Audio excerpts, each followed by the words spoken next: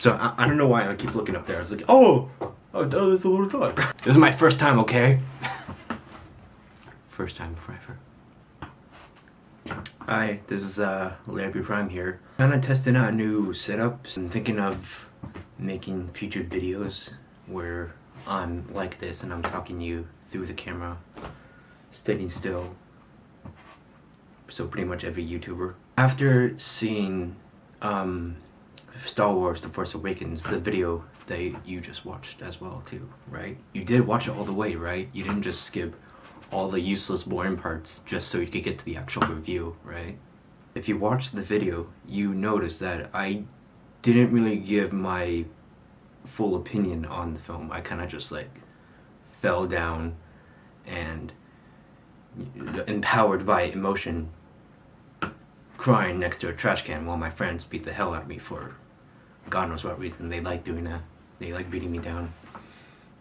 Assholes. So I didn't really give you all my thoughts because I was still kind of taking it in, and even though I kind of wanted to just like out of the blue be like, oh, that movie was amazing, it's the best movie ever, I decided to wait a little while to see if my opinion is still the same as it was when I saw the movie. So here I am now, and I'm gonna review to you Star Wars The Force Awakens. Star Wars The Force Awakens. What are my initial thoughts of it after seeing it? Well, as you saw, I was kind of overwhelmed. It was a pretty big movie. I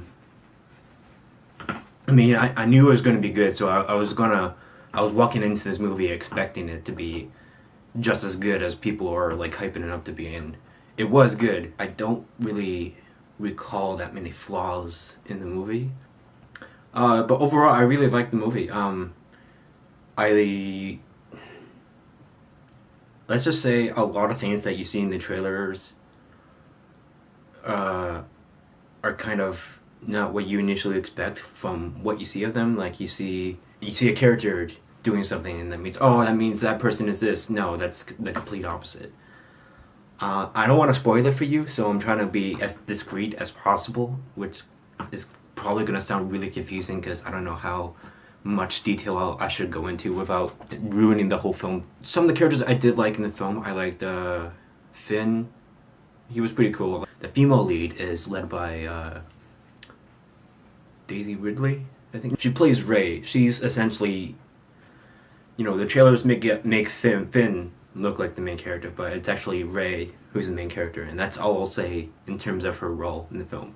The whole film is about her, essentially. It's about it's about both of them. Where you have the other films focusing on Luke, he is the main star, but everyone else is just as important as he is. This film, Finn and Rey kind of both fill that main character role. Like, they're both important to this film. More so Rey, but Finn is like the second half that you need. He's like the Buzz Lightyear to Rey's Woody. Pretty much. That's kind of what it is. So if you can imagine that, then you know what you're going to get into when you see these two characters together. Although they're nothing like Buzz and Woody, so you don't have to worry about them ripping off those relationships. New villains in this movie are Kylo Ren and his Supreme Master, Snoke. When you hear a threatening name like Darth Vader or Darth Tyrannus, then you have Snoke. It's Andy Serkis. He can make anything cool, so I'm not going to argue with that. Kylo Ren leads a battalion of stormtroopers called the First Order, and their plan is basically to take over the galaxy, of course. It's usually every villain's plot in these Star Wars films is that they want to have political control or just kill everyone, because that's pretty much what they do in this film. And the stormtroopers actually aim perfectly that time. They managed to kill everyone. It would have been funny though, if they added a scene where in the beginning of the film, it's not really a spoiler, but in the beginning of the film, they have these people rounded up. They attack a village of desert dwellers or something, and they gather them all up, and Kylo Ren is there, and he's like, alright, kill them. And then all the stormtroopers aim their guns at them and completely obliterates all of them. What would have been funny is that as the stormtroopers were shooting them, none of the people died because they all missed. That would have been funny if they did that, but it would have also killed the mood of the film. So we leave that kind of stuff for Robot Chicken to do. have all the people gather at stormtrooper shooting, and then not one of them like hits a single person, even though they're dead on. That would have been funny. Anyways, like I would have found it funny. Everyone else would have thought that was stupid, but I would have been laughing. Han Solo is back. Chewbacca is back. Leia is back. 3PO is back. R2-D2 is back. No Lando. Like no Lando, but they bring back Animal Akbar, which I guess makes sense. He has like one scene in the movie, but he's there. He's still alive.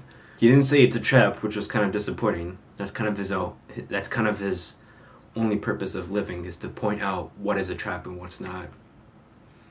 Oh well. Maybe there's gonna be like 1,000 other films, so he's gonna be in either one of them, and maybe he'll say it. Luke, we all knew he would be in the film because Mark Hamill said it himself. Hey, I'm gonna be in Force Awakens. That's it. And then after that, it was just nothing. We hear nothing about what his character does in the movie until we actually see the movie. We find out that he's gone missing, and a group of new rebels called the Resistance has to find him. What are they even resisting? I thought the Republic was like the high command now, like they overthrown the Emperor. The movie starts off where it pretty much skips a lot of probably good information that would have been helpful to know post watching this movie, but you could still go in it with like the mindset that this takes place after Return of the Jedi, and you can still, you know, get caught up on what's going on. Like, oh, there's these new villains. Oh, there's this new resistance. Oh, there's these new characters. You do see Luke in the film. I'm not going to tell you when. I'm not going to tell you where. I'm not going to tell you in what form. But you do see. If you want to go into this movie and expect to see Luke, you are going to get that. Depending on how you want to see him or how long you want to see him, though, is kind of up in the air depending on what your preference is. Knowing that this is a J.J. Abrams directed movie, there's going to be a ton of visual effects, a lot of action, a lot of good characters that you do kind of sort of like, you know, when you first meet Finn and Poe, you end up really liking these two, and a lot of people were hoping that we weren't getting another prequels trilogy, which I don't mind the prequels. I don't see why everyone's freaking out. Like, oh, they destroyed cinema. Like, no, they're just movies. Like, get over yourself. You want to watch a movie that destroyed cinema? Watch freaking Garbage Pail Kids. That movie destroyed cinema. Watch Iron Man 3. That destroyed cinema. So I don't want to get too much in the film. I'm just giving you what I know, what I got from the film, and my general thoughts. I really like it. I really like the movie. I don't have too many problems with it yet, aside from all the hype that went into it, I guess. The problem with people, like the amount of people liking a movie for me, is that it kind of takes out that feel of, you know, liking something before everyone else did or whatever. Like I guess I'm a hipster that way. I liked it before it was cool. I liked it before it made $1 billion and surpassed Titanic. I know it's kind of crappy of me, but that's just kind of how I feel. Like back in the day, you not visibly, you would kind of get picked on for being a Star Wars fan by all the regular people out there, but now regular people are really into nerdy stuff, and they want to be like, oh, I've been nerdy all along. I've loved this ever since my childhood. I don't believe in that, but if you want to go into this film and like get into the franchise, if you're new to the franchise, this is a good movie to start off with, I guess. It's directed well enough that it's kind of a standalone movie. It's directed to be kind of like a standalone movie, so you can go into it not having to watch any of the films. At least that's what I think. If I never watched any of the films, I still think I could have enjoyed this film without seeing any other Star Wars films. So, and maybe even people do see this film, they're like, oh, this is a good movie. Maybe I'll watch the other films to see why people liked it so much, or they're as good as this movie is. I like the movie. I don't know that many flaws in it, except that it borrows a lot from A New Hope, so it kind of loses some originality, I guess, but there's still like a lot of new things that they do in the film, so you can still go into the film and enjoy it, regardless if it borrows a lot from other films. The characters are good, the story's like minimal, but you still get into it because it's a fun ride. It brings back a little bit of nostalgia for Star Wars fans who watch this film and like they see all the practical effects, which there's a lot of, and I was surprised that like some of them were like all puppets or like suits, and I was like, there's no way you can create that with like without using CGI. It was really impressive. I really liked it. Oh yeah, expect to see a few well, not expect. You actually can't expect it. There's a couple of like big name stars in this film, like Daniel Craig or Simon Pegg, and they're all wearing like costumes and stuff. And you kind of had to point out which of them is which. And if the internet has done its job in spoiling the whole movie for you, then you probably already know. Action is great.